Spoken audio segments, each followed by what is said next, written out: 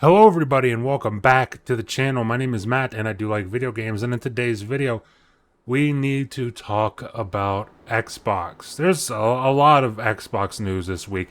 Not much of it is good at all, really, and we're going to be discussing it all here in today's video. So let's dive into it.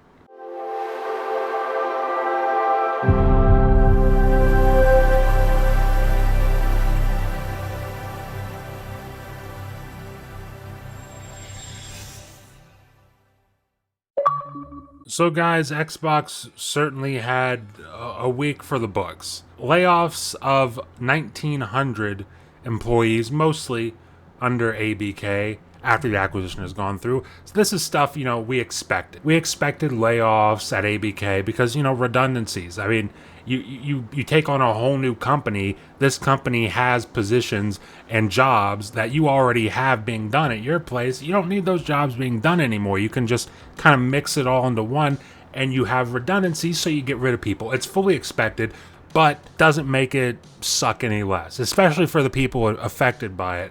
I mean, there's devs affected by this, leadership affected by this.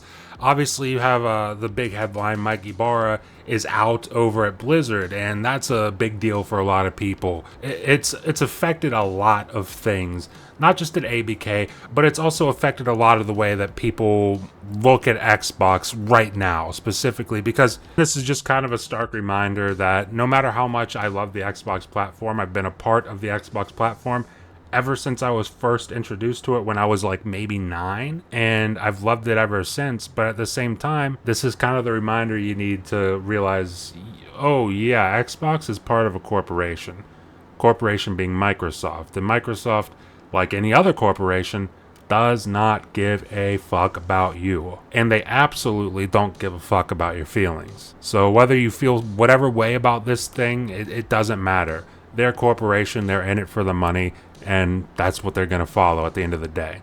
Now, even with all of that, even with 1,900 employees being laid off this week at Microsoft, the thing that shocked me the most was Microsoft shutting down the departments dedicated to bringing physical Xbox games to retail. So the physical versions of games that you love coming to stores, Walmart, GameStop, things like that, they cut that department. So logic says they're probably moving away from physical releases. Now let me clarify that this doesn't shock me in the sense that, oh my god, I can't believe Xbox is doing this. It's more shocking in the sense that, wow, I can't believe they're doing this right now. It seems soon. It seems very sudden. It seems very out of nowhere. In the middle of the console generation, you're making this huge, massive shift. And listen, I've said it multiple times before, and I think I even said it when I was talking about Hellblade 2 recently only getting a digital release, and I'll reiterate what I said there. My thoughts and feelings on this are, as someone whose physical, or as someone whose library of Xbox games, PlayStation games, Nintendo games, PC games, as somebody whose gaming library consists of like 99% digital games, this doesn't affect me. And that statement is also something that needs clarification, because the always physical bros will be like, well, actually, that does affect you very much so, because they can take away your license to those games that you purchase digitally at any time that they want. And listen, in that regard, sure, it absolutely affects me. It absolutely affects everyone, whether you're for digital or against digital. It affects you in some way, shape, or form, absolutely. But what I guess I mean when I say it doesn't affect me is that I'm not someone who's going now from buying only physical games to now I'm being forced to only buy digital games. I will be going from buying digital games willingly to still buying digital games willingly, because that's what I was already doing. However, I do think it is definitely an issue if you're planning on getting rid of physical game releases entirely. And I was on Bullsitting with my buddy Ham Solo. I'm on there every Friday at 4 p.m. Eastern over on the TSWS Gaming channel. Check that out. Please check that channel out. It's an awesome channel. But I was over there on the podcast, and we were talking about this topic, and I suggested maybe one of the ways to still give players that physical option is maybe you ramp down production on physical releases of just regular editions of games, just standard edition games. So, the standard, here's a box with a disc in it. Maybe you don't do so much of that. Maybe you do big collector's editions or big limited editions for games specifically. You could team up with multiple companies. There's multiple different third-party companies. I think the biggest one that people know mostly is Limited Run Games. But pair up with companies like that to ship, limited editions of something like Hellblade, something like Avowed, if you're planning on releasing Avowed digital only, which with this news now makes me think that that is also the plan, to release Avowed digital only. But if you're planning on doing stuff like that, pair up with these third-party companies so you can get limited collector's editions out the door and into the hands of people who still really, really do care about that physical aspect of gaming. And like I said, most of my collection is digital as far as games go, but that doesn't mean I don't have a collection of physical games. I got a box of physical PS3 games just sitting in the corner right there. I've also got games that I collected steelbooks of, like Atomic Heart. I've also got Cyberpunk. I've got Doom Eternal. I've got Ori and the Will of the Wisps collector's edition right here. Means a lot to me. I love that game so much. Also, a game like this, I mean, you probably don't recognize this. It has definitely seen better days. It's been beaten up pretty hard, but I still have it. The limited edition version of Halo Reach. Like, dude, if I open this up, it still smells like the GameStop I bought it from well over a decade ago.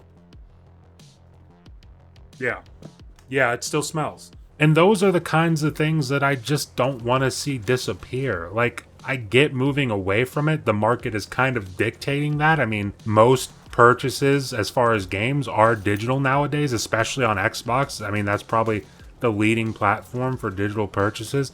PlayStation also has a lot of digital purchases.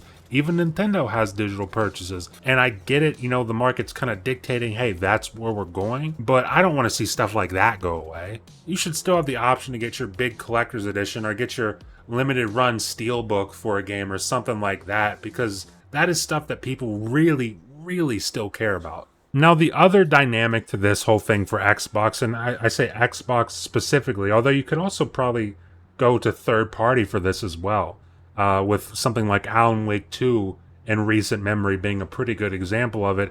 Hellblade 2 coming out in May, going to be a pretty good example of it, where you have this very quality game, doesn't get a physical release, but you sell it at a much cheaper price. Like, I look at Alan Wake 2 as the biggest example of that, probably in recent memory, where, yeah, it didn't get a physical release. Also, Hi-Fi Rush, another game, didn't get a physical release, but for $30, that's a fucking great price for that game, right? Now, if Xbox has plans to do something like that, where it's like, okay, we might not be releasing these physical editions, but maybe now we can appropriately price our products. Maybe we can price Hellblade 2 at $50 because we don't have to offset the cost of also producing millions and millions of copies that will only sell a fraction of that because most people are buying digital. And if that's their plan, then listen, I'm all for it, as long as it leads to better prices and more scenarios such as Hellblade, where instead of releasing it at $70, you release it at $50. You go for Hi-Fi Rush, you release it at $30. If that's what this is going to lead to, for me personally, I'm all for it.